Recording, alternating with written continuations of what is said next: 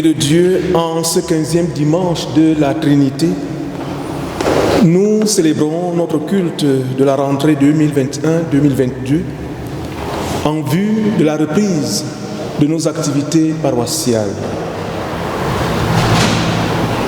Et nous sommes venus pour adorer et pour louer. Et nous sommes venus pour écouter et pour apprendre.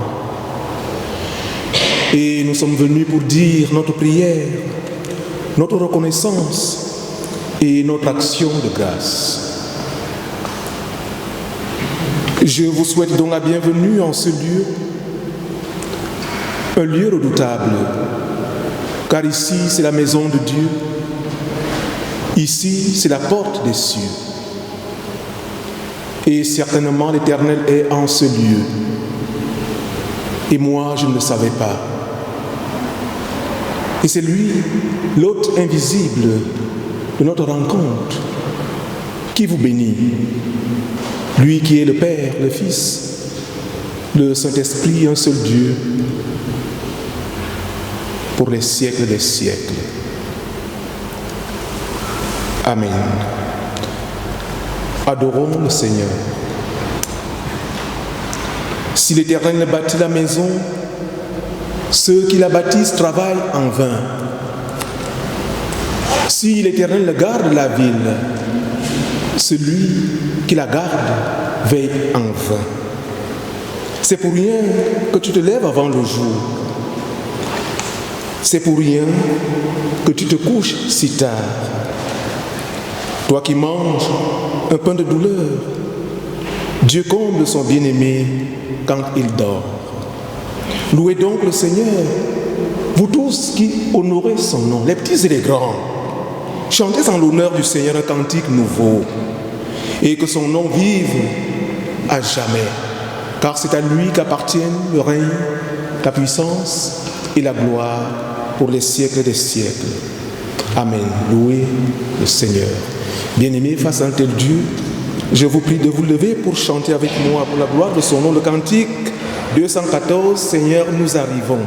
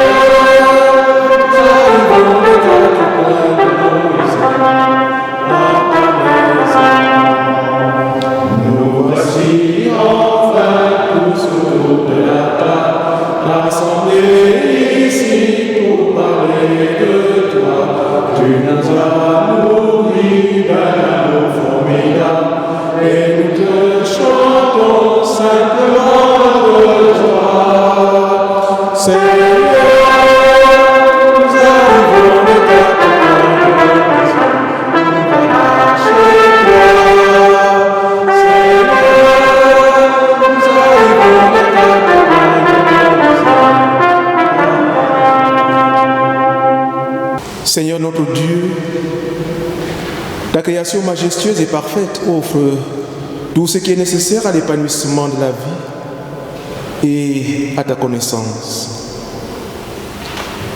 Mais ta connaissance parfaite et véritable s'opère en celui qui est issu du Père et qui est retourné auprès du Père, lui qui nous a recréés à ton image. Libère-nous donc de l'inquiétude du lendemain et donne-nous de grandir dans la confiance totale. Par Jésus-Christ, notre Seigneur de gloire, qui vit et règne avec toi le Père Dieu Tout-Puissant et le Saint-Esprit, un seul Dieu pour les siècles des siècles. Amen. Je vous prie de reprendre place. Écoutons, bien-aimés, quelle est la volonté de Dieu pour nous. Déchargez-vous sur Dieu de tous vos soucis, car il prend soin de vous. Voilà la volonté de Dieu pour nous. Et pourtant, nous n'avons fait aucun cas de cette volonté divine, préférant compter sur nous-mêmes et sur notre science. En cela, nous sommes coupables. Je nous invite à dire notre mal à Dieu. Prions. Seigneur, nous vivons dans la crainte et dans l'appréhension totale et permanente. Nous avons peur de l'avenir et nous sommes de grands inquiets. Au lieu de lever les yeux vers toi, nous oublions les richesses de ta création, l'étendue de tes promesses, de ta force souveraine et de ta bonté. Rends-nous donc capables de plus de réalisme et de reconnaissance, et pour l'amour du Christ, aie pitié de nous. Seigneur, pardonne-nous. Amen. Je vous invite maintenant à vous lever pour recevoir le pardon de Dieu. L'Éternel désire vous faire grâce. Il se lèvera pour vous faire miséricorde. Heureux tous ceux qui espèrent en lui. Il te fera grâce quand tu crieras. Dès qu'il t'aura entendu, il t'exaucera. L'Éternel vous donnera du pain dans l'angoisse et de l'eau dans la détresse. Fondé sur cette parole, il est reçu avec entière confiance. Et en tant que pasteur, esclave de Jésus-Christ, avorton de Dieu, à tous ceux qui se répandent et qui croient, j'annonce le pardon de Dieu. J'atteste la rémission de leurs péchés. Au nom du Père, au nom du Fils, au nom de l'Esprit Saint, dans la vérité et dans l'amour. Amen. Bien-aimé, va dans la joie et ne pêche plus. Ta foi t'a sauvé. Étant ainsi sauvé, je nous invite à dire notre reconnaissance au Dieu de notre salut lorsque nous allons chanter dans les 4 voix. Et dans la joie, le cantique 614, tu es là au cœur de nos vies.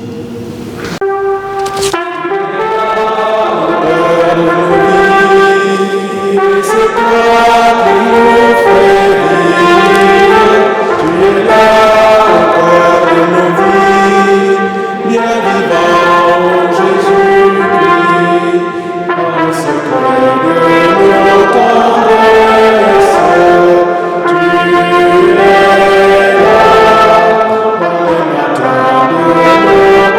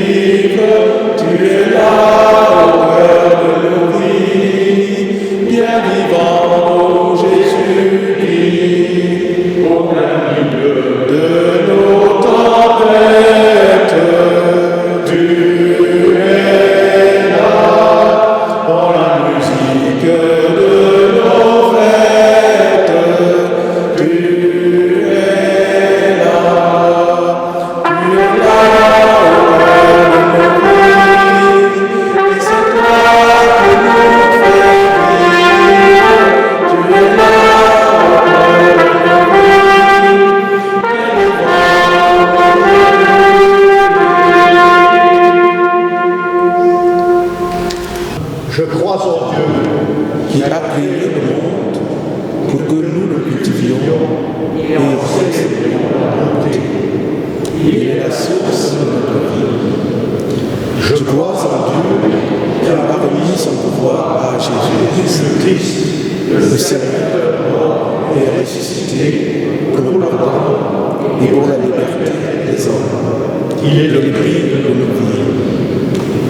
Je crois en Dieu qui, par son esprit, nous unit à son Fils pour que nous combattions le mal et les construisions d'une juste paix dans l'espérance de son royaume.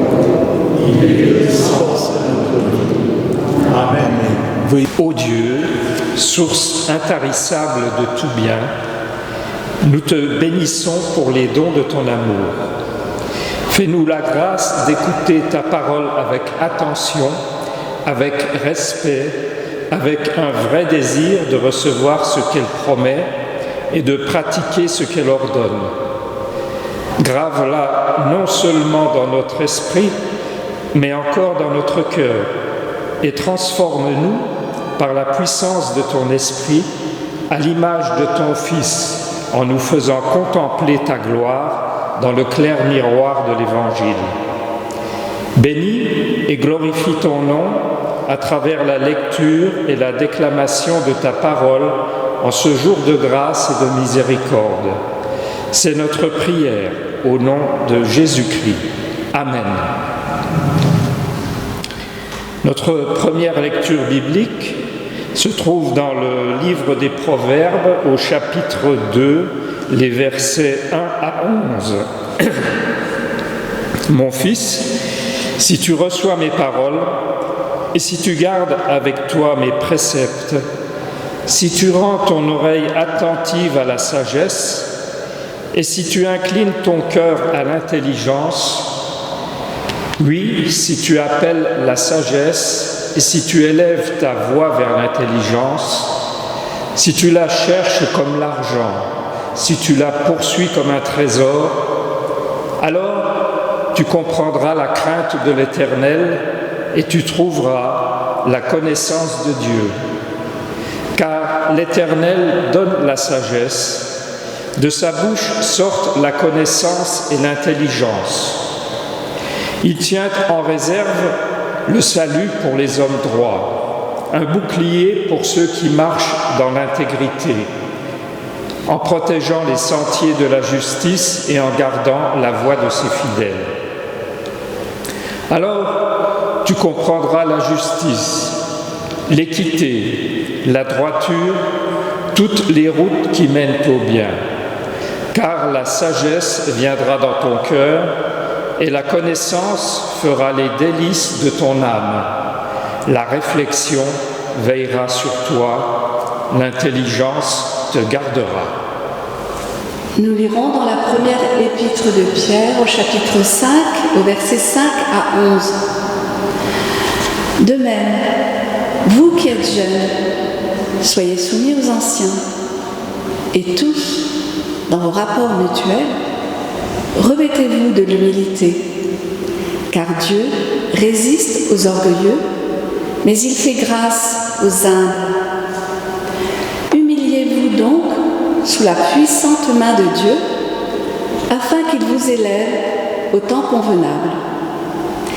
Et déchargez-vous sur lui de tous vos soucis, car lui-même prend soin de vous.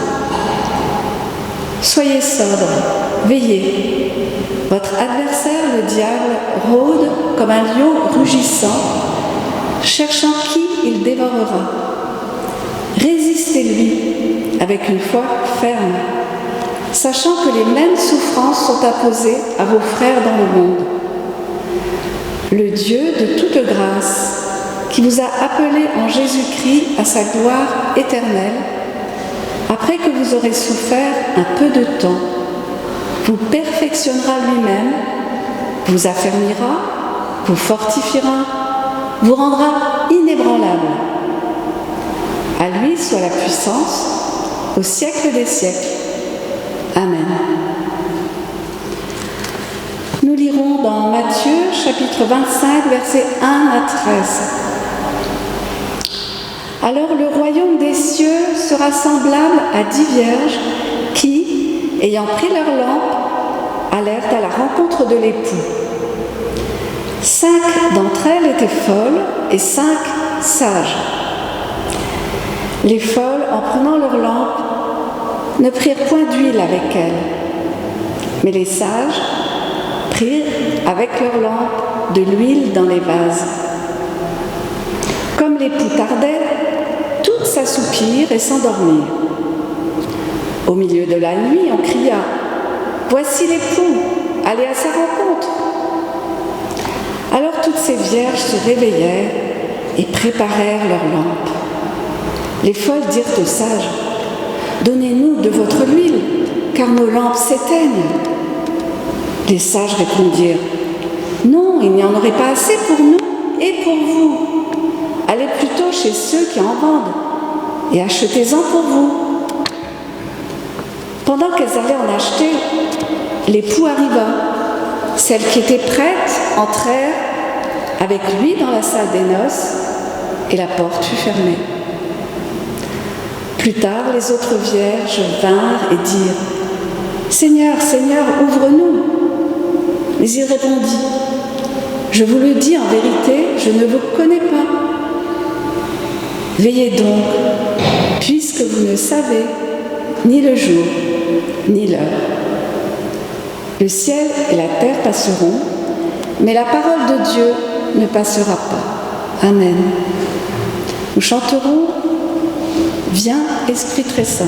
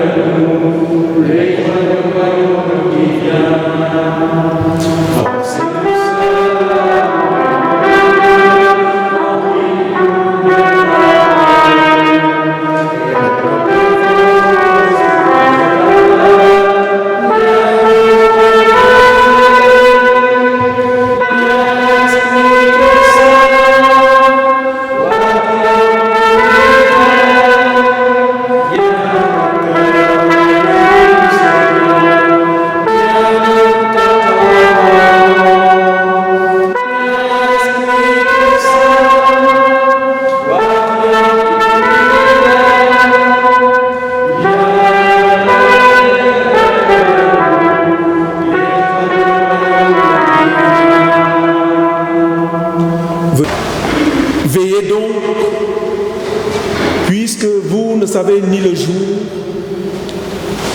ni l'heure.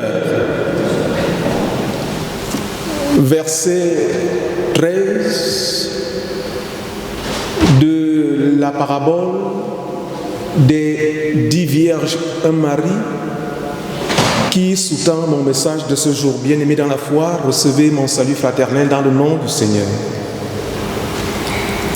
Notre méditation de ce jour nous place dans un contexte des noces qui, à première vue, nous semble contraire aux grands classiques en la matière, marqué par la fidélité et l'amour. Ici, 10 fiancés pour un seul homme, un époux qui tarde, une porte qui se ferme dès l'entame des noces. Cette histoire d'amour semble bien mal embarquée, pourrait-on dire. Seulement voilà, nous avons appris qu'avec les paraboles de Jésus, il ne faut jamais s'arrêter sur l'énoncé même de la parabole. Mais il faut toujours aller au-delà de l'énoncé. Car une parabole transmet un message. Et c'est bien ce message qu'il convient d'appréhender. Je nous propose donc de regarder plus loin que l'énoncé de la parabole des 10 vierges, un mari. Jésus met en scène 10 vierges, 5 insensées et folles et 5 prévoyantes et avisées. Le chiffre 10 est un chiffre symbolique qui dénote la plénitude. Ces 10 vierges représentent alors tous ceux qui suivent le Christ à travers les âges. Les 10 vivront sensiblement la même chose.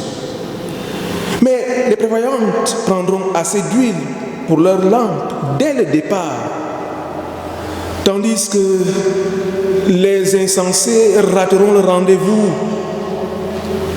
parce qu'elles devront aller chercher l'huile qui leur manque à l'arrivée de l'époux. Selon la coutume orientale, un époux arrivait de nuit pour le festin des noces. Il était éclairé, escorté par des jeunes filles, amies de l'épouse. Aujourd'hui, on parlerait des demoiselles d'honneur. Mais dans notre parabole, l'époux tarde et se fait attendre. Le Seigneur emploie cette illustration touchante pour nous montrer de quelle manière il devrait être attendu, lui, le céleste époux.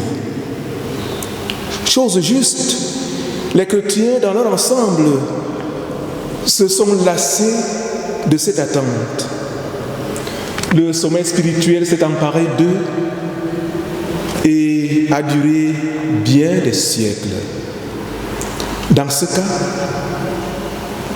cette parabole s'adresse à nous également. D'où l'importance de l'interrogation que je m'en vais formuler. Et je la formule. Comment vivre en l'absence du Seigneur? Comment vivre en l'absence du Seigneur? Comment vivre dans l'attente du Seigneur? Comment vivre dans l'attente du Seigneur? Bien-aimés, remarquons que dans le Premier Testament, l'époux est souvent associé à Dieu. L'épouse, quant à elle, est associée à Israël, à un groupe ou à un peuple.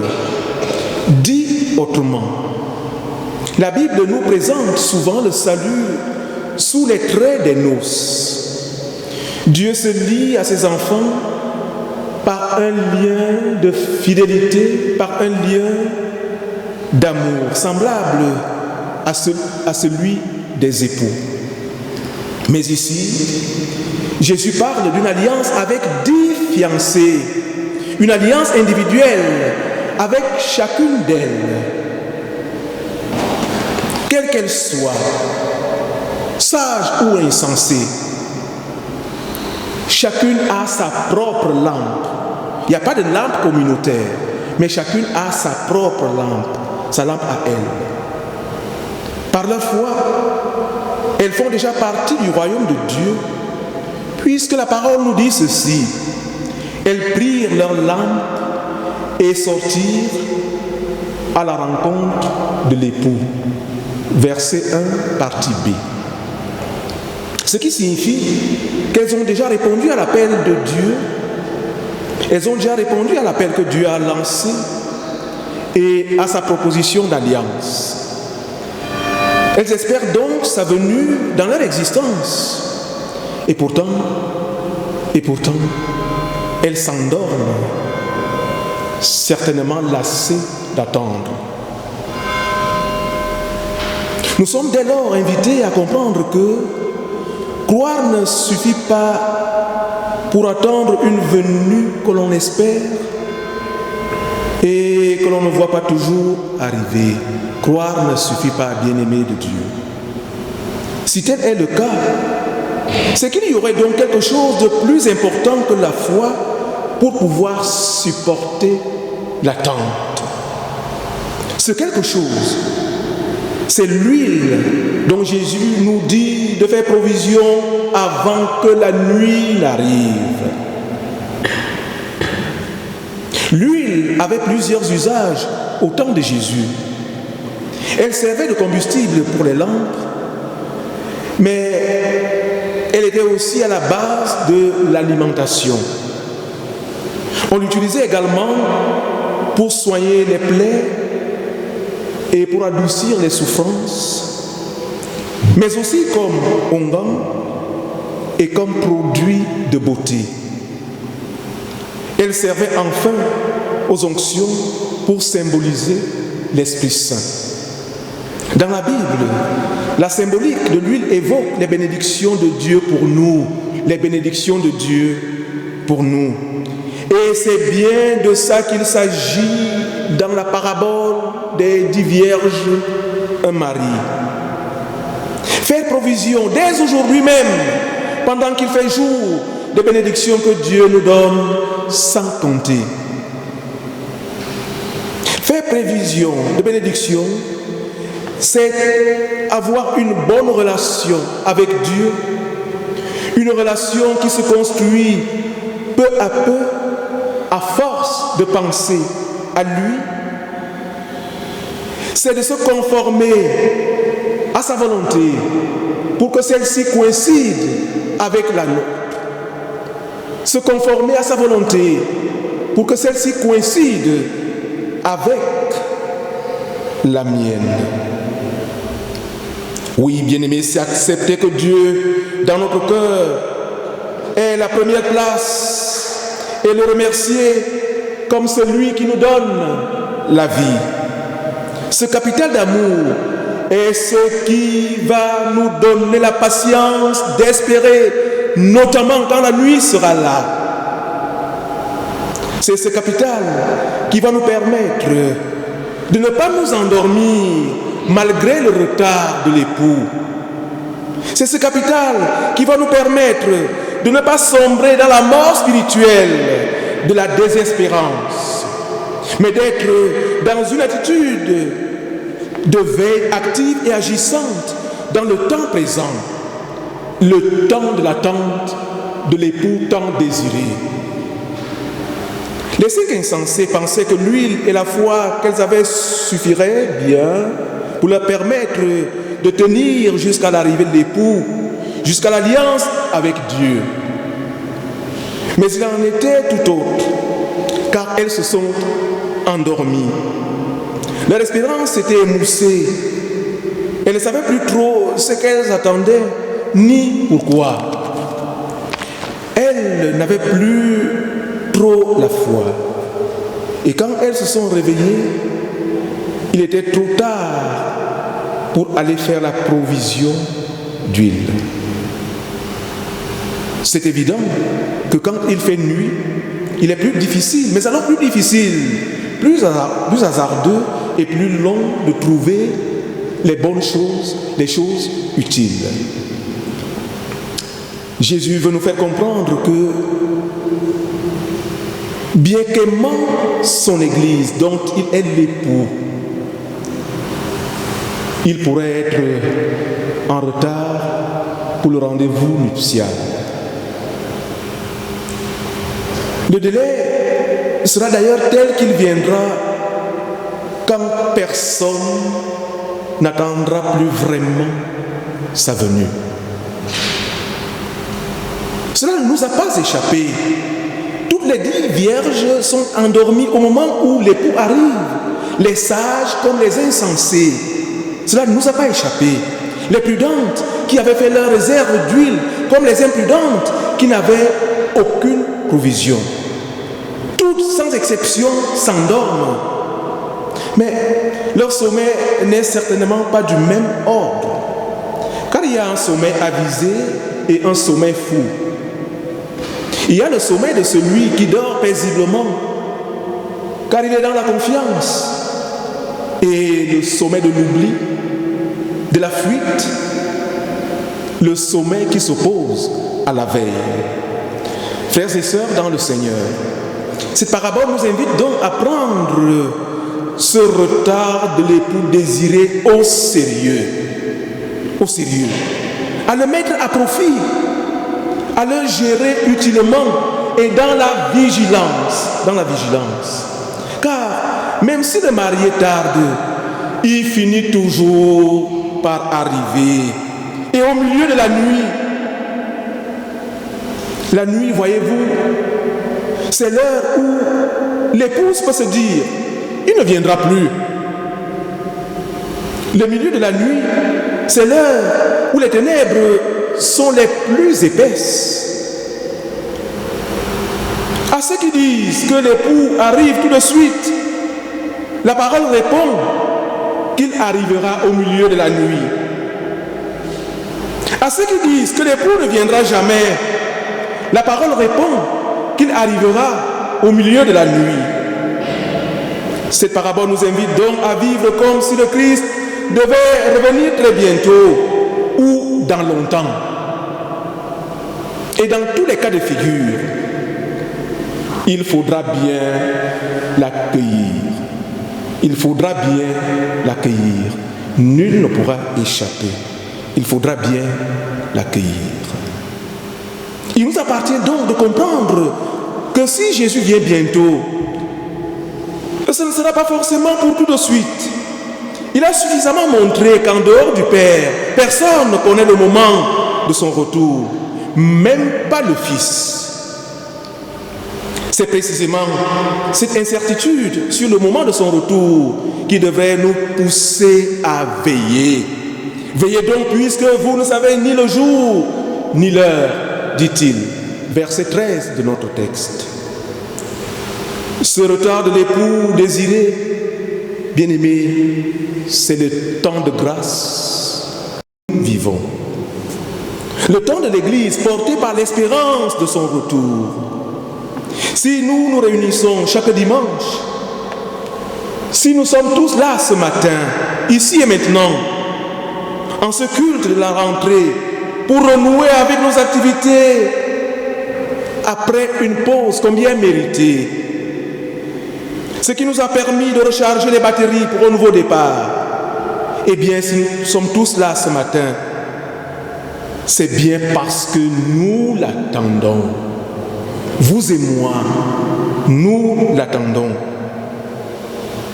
Et c'est dans le cadre de cette attente que nous nous réunissons. Nous sommes donc dans le temps messianique qui est un temps d'attente, un temps de grâce. Et même si nous mourrons avant que le Christ revienne, nous assisterons quand même aux noces, car il nous ressuscitera des morts. Ainsi, bien-aimés, les croyants véritables sont prêts pour la venue du Messie, et leur lumière, celle du Saint-Esprit, peut briller dans la nuit du monde. Cependant, beaucoup de gens ressemblent aux insensés de la parole des 10 vierges, un époux. Être partie prenante d'une noce et oublier son huile alors qu'il y aura un cortège nocturne. Ça, c'est incroyable. C'est impensable. Une lampe sans huile, voyez-vous, c'est un comportement extérieur qui ne provient pas d'une foi fervente et agissante. Beaucoup tiennent des lampes dont la flamme vient de s'éteindre ou va s'éteindre d'un moment à l'autre. Hélas, ils ont des dehors de chrétiens, ils ont des dehors de croyants, mais ils ne sont pas animés par le Saint-Esprit, l'Esprit de Dieu. Il est possible que ce soit des paroissiens et même des gens actifs dans l'Église, mais Dieu ne les reconnaît pas comme ses enfants. Hélas, nous sommes invités à y réfléchir à la lumière de l'Esprit Saint, l'Esprit de Dieu, l'Esprit de la Pentecôte. Bien-aimés de Dieu, on ne joue pas avec sa grâce. On ne joue pas avec sa grâce. C'est maintenant qu'elle nous est offerte. C'est maintenant qu'elle veut être reçue avec foi. Voyez-vous, la grâce de Dieu est grande et elle est offerte pendant longtemps, mais pas au-delà du temps qui lui est assigné pour cela. Pas au-delà. Pas au-delà. Le jour viendra où plus aucune prière ne sera exaucée, où plus aucune conversion ne sera possible. Ce jour viendra. Il est donc urgent d'entrer dans la salle des noces, car viendra un temps où elle sera fermée, la salle des noces. Et puisque personne ne connaît le jour ou l'heure du retour du Christ, il s'agit donc d'être toujours vigilant, de s'examiner pour savoir si on est dans la foi et de persévérer dans la piété. C'est à cette condition que la porte ne nous sera pas fermée au nez. La vie m'a appris que parfois il était trop tard. Puisque cette parabole parle de la fin des temps, je peux donc la rapporter à ma vie. Tu peux donc la rapporter à ta vie. Je peux même la rapporter à la vie de mes proches. Donc il y a des réconciliations qui doivent être vécues. Des réconciliations qui doivent être vécues pendant qu'il est temps. Des paroles qui doivent être dites aujourd'hui. Pas attendre. Aujourd'hui. C'est aujourd'hui que je dois le vivre. C'est aujourd'hui que je dois prendre soin de ma réserve d'huile pendant qu'il est temps. Au final, bien-aimés de Dieu, le Seigneur ne nous demande pas un acte particulier. Il nous appelle plutôt à une attitude qui va informer toute notre vie. C'est une attitude de veille, une attitude d'attente. Attendre quand l'autre n'est pas là. Une telle attente ne peut se vivre qu'en aimant, que dans l'amour. Aimer dans l'absence, c'est savoir attendre. C'est accepter le travail de ce manque. De savoir que là, mystérieusement, l'amour est présent sous cette forme. Que cette absence lui donne de prendre forme. Nous donne d'apprendre à le recevoir. À savoir se quitter pour cela. À creuser ainsi en nous cette attitude à le recevoir lorsqu'il surgira. Après toute rencontre, un temps doit venir non plus plein mais vide, où l'autre va mystérieusement travailler en moi, me donner de me quitter, de m'ouvrir encore plus profondément à sa présence. C'est là le secret du temps de l'attente. Laissez pousser l'amour en nous pour la moisson à venir. Parce que je ne connais ni le jour ni l'heure. Je dois faire comme si le Christ venait aujourd'hui et comme si je devais encore attendre longtemps. Veillez donc, puisque vous ne savez ni le jour ni l'heure. Amen.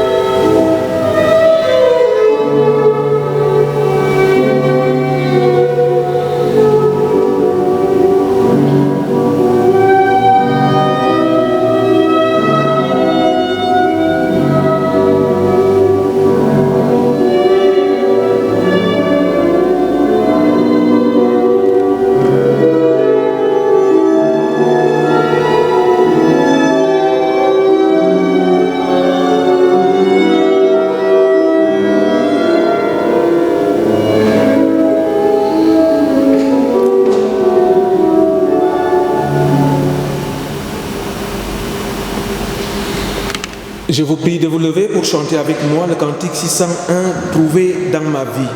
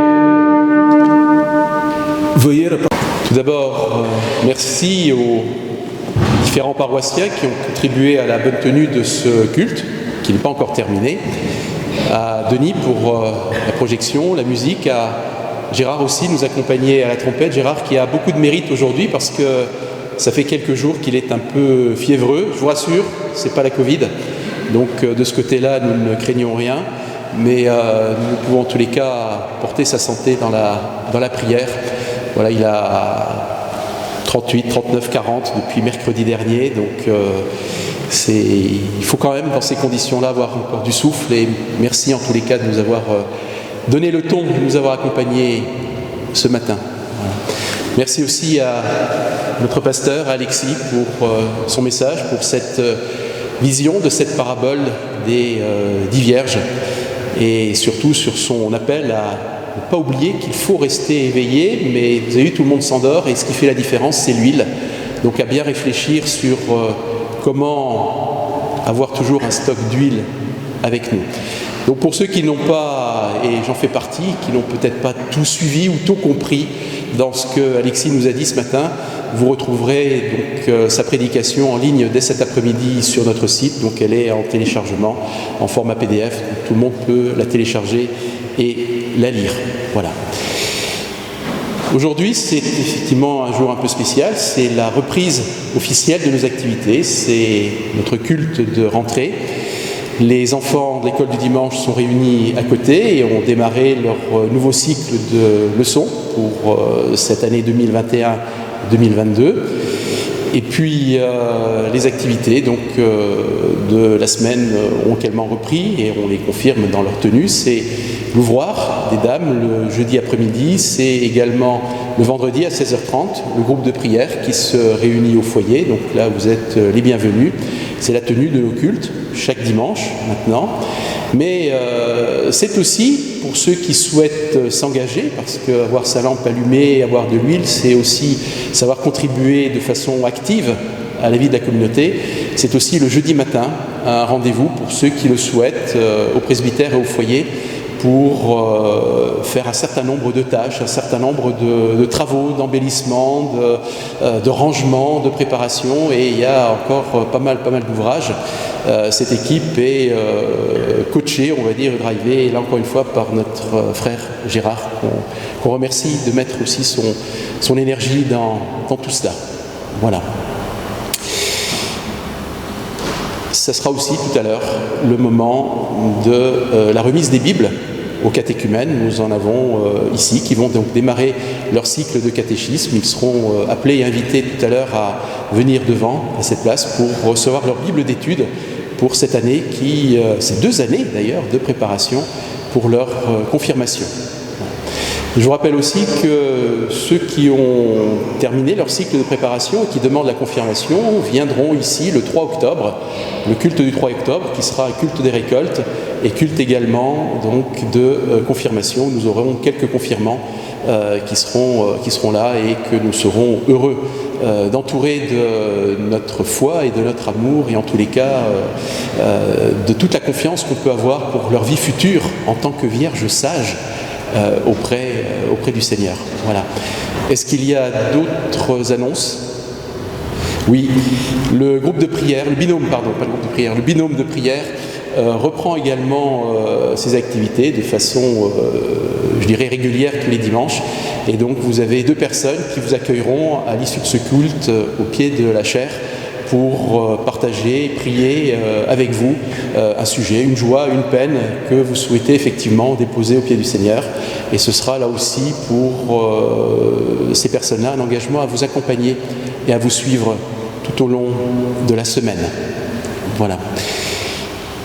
Avant de vous parler du fil rouge et de recevoir ici les catéchumènes pour la remise de leur Bible d'études, c'est aussi le moment de l'offrande. Donc l'offrande ne sera pas recueillie dans les rangs Covid oblige. Vous trouverez donc à l'entrée du temple une panière pour accueillir votre offrande. Alors, j'en profite. Ceux qui ont effectivement, dont nous avons l'adresse mail, ont reçu cette semaine la circulaire d'information paroissiale pour cette rentrée. Vous y retrouverez notamment une réflexion sur qu'est-ce que l'offrande ou pourquoi, en tous les cas, dans quel but je contribue financièrement au fonctionnement de nos paroisses. Je vous invite, pour ceux qui ne l'ont pas fait, à lire cette réflexion et à reprendre aussi le rappel de notre trésorier sur les finances de notre paroisse. Voilà. Je voudrais maintenant vous faire part du fil rouge. Le fil rouge introduit maintenant la prière d'intercession. Mais avant la prière d'intercession, il y aura la remise des Bibles aux catéchumènes. Le fil rouge de cette semaine nous parle de Adam. Alors pas Adam le premier homme, mais Adam, un chrétien d'Arabie Saoudite qui s'est converti il y a déjà beaucoup d'années au christianisme et qui, vous le savez, en Arabie Saoudite, la conversion au christianisme est très mal vue. Donc qui a vécu pendant un certain nombre d'années la persécution de part des autorités, persécution aussi de la part de sa propre famille. Et la foi d'Adam, donc ce chrétien d'origine yéménite, a été mise à rude épreuve. Il avait été fouetté, emprisonné à plusieurs reprises. Il a payé au prix fort de suivre Jésus, puisqu'au début du mois d'août, il a même été battu par des hommes envoyés par son beau-frère. Il a été grièvement blessé à la jambe, il a perdu beaucoup de sang, il a dû être hospitalisé et il n'est sorti de l'hôpital que pour passer une nuit en prison. Voilà. Donc d'après ses amis de l'Église, Adam était visiblement très affecté et découragé par ces nouvelles épreuves. Il a même répété à plusieurs reprises qu'il ne voulait plus vivre ici-bas, mais préférerait rejoindre Jésus au paradis. Voilà, donc il faut savoir que sa famille a quitté l'Arabie Saoudite au début de l'été et que lui-même, cette semaine, a pu s'envoler pour partir dans un pays d'Europe où il est en lieu sûr avec son épouse et son plus jeune fils. Et c'était pour lui un réel dilemme, puisque une de ses amies, Latifa, disait « Adam avait le sentiment que l'Arabie Saoudite était sa maison et c'est là qu'il souhaitait servir le Seigneur. Mais si son départ semble être une perte pour les chrétiens d'arrière-plan musulmans du pays, il continuera à servir le Seigneur dans son nouveau pays. » Voilà, beau message d'espérance et beau message en tous les cas qui nous incite à maintenir notre lampe allumée. Les sujets de prière, c'est d'abord de louer Dieu pour cette heureuse nouvelle, même s'il est difficile pour Adam de quitter son pays d'adoption, de prier pour que Adam, son épouse et leur fils, au pluriel, il y a 2 fils, Andrew et Matthew, trouvent une église aimante où ils se sentiront chez eux et de prier pour que cette famille trouve la guérison intérieure. C'est le moment de la présentation des nouveaux catéchumènes qui vont cheminer avec nous en cette année ecclésiale. J'ai la joie, le plaisir de vous présenter le jeune Mathias Stark, qu'il se lève. Voilà. Il a reçu sa Bible l'année passée, mais concrètement, c'est en cette année qu'il va cheminer avec nous dans le groupe des catéchumènes. Bien-aimé Mathias, au nom du conseil presbytéral et à mon nom propre, nous vous souhaitons la bienvenue au sein du groupe des catéchumènes de cette année. Bien, merci. Veuillez reprendre votre place.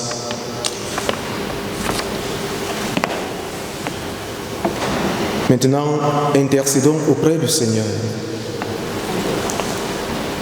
Seigneur Dieu, en ce dimanche qui marque la reprise officielle de nos activités paroissiales, tu es encore plus disposé à nous écouter que nous ne le sommes souvent à te prier. Sois grandement loué et que ta miséricorde pour nous dure à toujours. Créateur de l'univers et de tout ce qui s'y trouve, y compris nos esprits, source de toute vérité et fin ultime de toute connaissance, nous te remercions pour le don de la connaissance. Nous t'adorons en observant tes merveilles révélées aussi bien dans ta parole que dans ta création tout entière. Pour la science et pour l'histoire, pour l'art et pour l'intelligence de nos personnes et de celles d'autrui, nous te rendons grâce. Nous te rendons grâce pour ton serviteur Adam, persécuté en Arabie Saoudite à cause de sa conversion au christianisme. Il a pu s'échapper de ce pays de la tribulation et de la persécution des chrétiens. Nous te prions qu'avec sa famille, il puisse trouver une église aimante où ils se sentiront chez eux et que cette famille trouve une guérison intérieure. Nous te rendons plus particulièrement grâce pour la connaissance de ta personne qui nous a été donnée en ton Fils Jésus-Christ, en qui sont cachés tous les trésors de la sagesse et de la connaissance. Bénis, ô Dieu, ceux qui enseignent dans les écoles publiques ou chrétiennes. les moniteurs d'école du dimanche. Ouvrez les esprits de tous, afin qu'ils reçoivent et comprennent la vérité telle qu'elle se trouve en Jésus-Christ. Préserve la liberté de l'éducation chrétienne, là où elle existe, et emploie-la telle une force pour la justice, pour la vertu et pour le droit. Nous élevons à toi, Seigneur, tous ceux des nôtres qui souffrent dans leur chair et dans leur corps. Nous pensons notamment à tes serviteurs, Pierre, Gérard, et tous ceux dont nous nommons dans le secret de nos cœurs.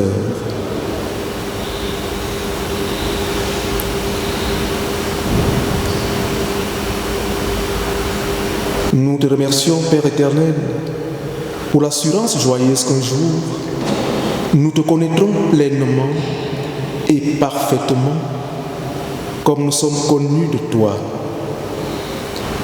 Exauce-nous, au nom de celui dont la connaissance est la vie éternelle pour tous les rachetés. Lui qui nous a appris à te prier ainsi. Je vous prie de vous lever pour notre Père. Notre Père qui es aux cieux, que ton nom soit sanctifié, que ton règne vienne, que ta volonté soit faite sur la terre comme au ciel. Donne-nous aujourd'hui notre pain de ce jour. Pardonne-nous nos offenses, comme nous pardonnons aussi à ceux qui nous ont offensés.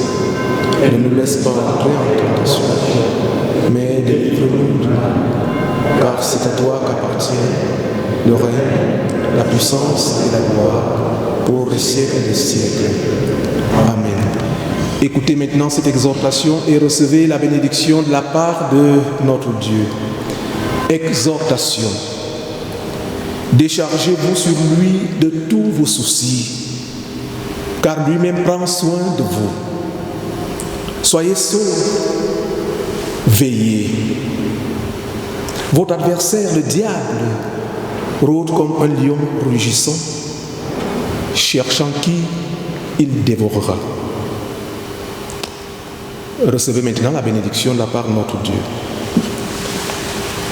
Que le Dieu de l'espérance vous remplisse de joie et de paix dans la foi, pour que vous débordiez d'espérance par la puissance de l'Esprit Saint. Il vous bénit et vous garde, celui qui est Père, Fils, Esprit Saint, dans l'unité d'un même Dieu. Partez maintenant. Vous êtes aimés de Dieu. Vous êtes bénis de Dieu. Amen. Et chantons pour terminer le cantique 882, que la grâce de Dieu,